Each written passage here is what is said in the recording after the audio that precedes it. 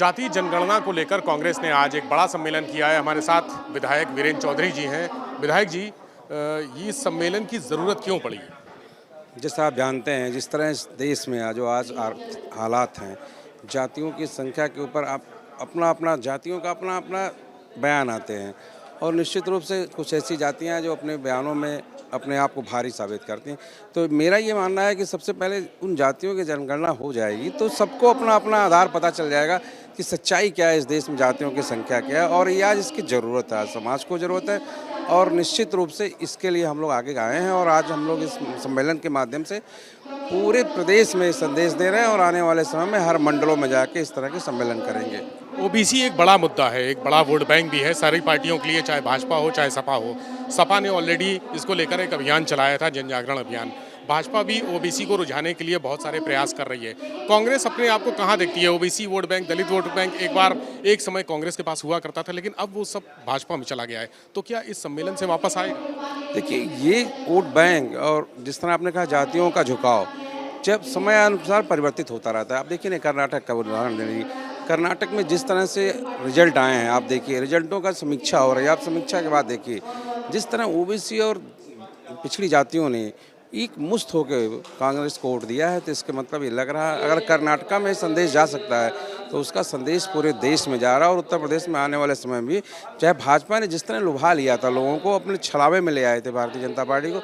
मैं मानता हूँ कि पिछड़ी जातियों का ज़्यादा वोट उनके पास था, लेकिन वो छलावा अब धीरे धीरे टूटता हुआ नजर आ रहा है। और उत्तर प्रदेश में भारतीय जनता पार्टी के जिन जातियों पे भरोसा दिलाया था, आज उन्होंने उनके लिए कुछ नहीं किया और आज वो सामने नज़र आ गया। इसलिए जातियों का भारतीय जनता पार्टी से मोह भंग हो रहा और ओबीसी अब कांग्रेस की तरफ, चूँकि राहुल गांधी जी ने एक कितनी बड़ी बात उन्होंने रख दी है, जो उन्होंने कर्नाटका के मंच से बोला कि जिसकी जितनी संख्या भारी उसकी उतनी हिस्सेदारी।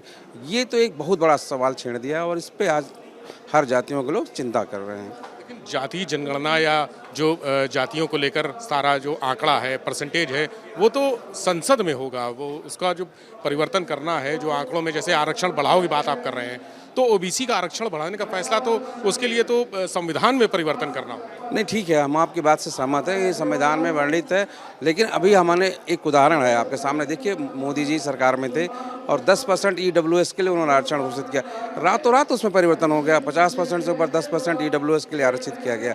हम ये मानते हैं कि इसके लिए संविधान की आवश्यकता है और इसके लिए लोकसभा में बहुमत की आवश्यकता है। लेकिन ये तो प्रयास हम लोग जनता के बीच में, उन जातियों के बीच में जाके करने का प्रयास कर रहे हैं, जिससे उनकी समझ में आ जाए कि हमारी भी आवश्यकता क्या है और हमें भी इसके लिए लड़ाई लड़नी चाहिए। सपा ने भी ये मुद्दा उठाया, सदन में भी कहा विधानसभा सत्र के दौरान, लेकिन सरकार ने साफ कर दिया कि वो जाति जनगणना कराने नहीं जा रही। देखिए, सरकार क्यों कराएगी? सरकार जानती है कि इससे सच्चाई सामने आ जाएगी और सच्चाई सामने आने के बाद हर आदमी का आंख खुल जाएगी। इसलिए ये भारतीय जनता पार्टी की सरकार किसी भी हालत में जाति जनगणना नहीं करेगी। लेकिन हम इस मांग को जारी रखेंगे और इसके लिए लड़ते रहेंगे और लड़ेंगे।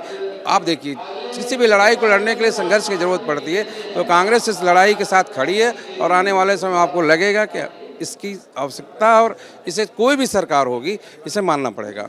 क्या कांग्रेस अपनी तरफ से कोई सर्वे करा सकती है इन ओबीसी जातियों का? कोई सर्वेक्षण या फिर जनगणना अपनी तरफ से करा ले, एक ड्राफ्ट तैयार कर ले? नहीं, देखिए, ये तो संवैधानिक बात आपने कहा कि ये संवैधानिक आवश्यकता, और जब तक ये सरकार नहीं कराएगी तो वो कोई मानने को तैयार नहीं होगा। और कांग्रेस हम अपनी तरफ से करा लें तो हम मान लेंगे, आप मान लेंगे, हो सकता है उस पर सवाल उठने लगे कि ये अपने हिसाब से कराएगी जनगणना। इसलिए जब भी हो तो सरकार इसे कराएगी तो हर व्यक्ति जो उसमें विश्वास करेगा और उसका पालन करेगा, इसलिए इसकी आवश्यकता है।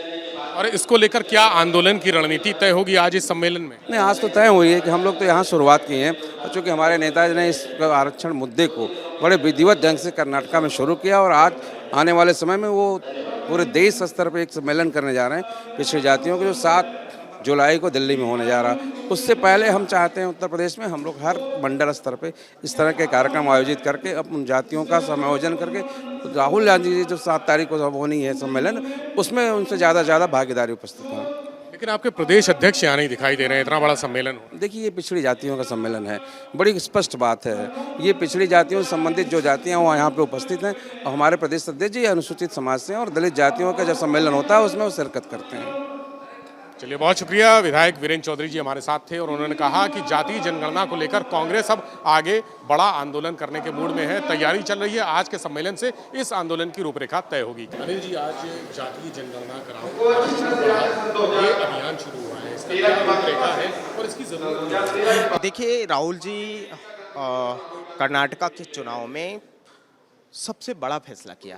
ये हिंदुस्तान की सियासत का मंडल कमीशन के बाद सबसे क्रांतिकारी फैसला है कि 50% के कैप को हटाया जाए, ओबीसी का आरक्षण बढ़ाया जाए। इसके पहले भी आपको याद होगा कि उदयपुर संकल्प शिविर में भी हमने जातिगत जनगणना की बात करी थी। रायपुर में हमारा राष्ट्रीय अधिवेशन होता है, वहाँ पर भी हम बात करते हैं कि अपने संगठन में दलितों पिछड़ों को 50% आरक्षण देंगे और जातिगत जनगणना के सवाल पे हम मजबूती से काम करेंगे। आज उत्तर प्रदेश में आपको बताते हुए मुझे खुशी हो रही है कि पूरे मुल्क में कांग्रेस कमेटी के तरफ से उत्तर प्रदेश पहला राज्य है जो जातिगत जनगणना और आरक्षण बढ़ाने के सवाल पे एक मुहिम की शुरुआत कर रहा है। आज आप देख सकते हैं कि हॉल में हमारे 200 ओबीसी के नेता पदाधिकारी बैठे हुए हैं। साथ ही साथ ये 50 अलग अलग जातियों से आते हैं। हमने इसमें तय किया है कि हर मंडल पे मंडलवार हम कार्यक्रम करेंगे, उसके बाद जिलावार आंदोलनों की रूपरेखा तय की जाएगी। हमारा ऐसा मानना है और हम जो विपक्ष की पार्टियां हैं उनसे भी ये उम्मीद करते हैं, ये अपील करते हैं कि जातिगत जनगणना के सवाल पे, ओबीसी के आरक्षण के सवाल पे वो अपने झंडे डंडे के साथ आंदोलन सड़कों पे लड़े। फेसबुक और ट्विटर पे सामाजिक न्याय की लड़ाई नहीं लड़ी जा सकती है।